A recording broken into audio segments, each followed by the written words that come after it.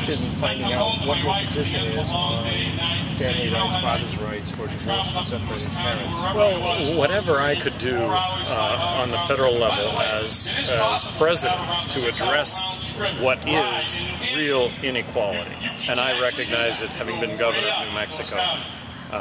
It's a huge issue. It's a gigantic issue. The courts rule, and they rule, in this case, usually always against fathers.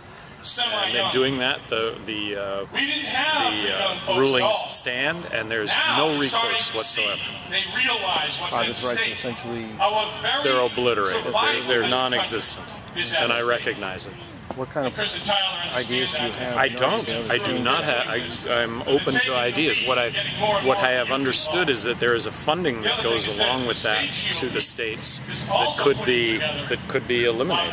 That you could just give that back to the states as opposed to actually incentivizing the states to do what the federal government wants done, as opposed to what the states might actually implement. Sir, can I comment on that? Yeah. Because there's an important source of funding. It's called Title 4D of the Social Security Act, and that will reimburse the states about to 90% of all their expenditures. And that is the incentive system that you're referring to. And I know how you feel about reducing spending on Social Security legislation.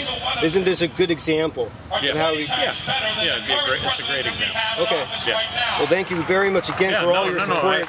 As governor of New Mexico, I had an open door after 4 policy where I would see anyone in the state starting at 4 o'clock in the afternoon on the 3rd Thursday of every month on 5-minute increments.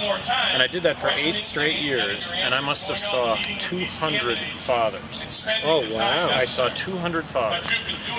And after the 30th father, what I said was, look, we'll look into it, but the court has made a ruling, and I'm going to tell you right up front, there's nothing that I can do. I will look into it, but that's the reality. And that's what you guys have run up against, is you run up against a brick wall.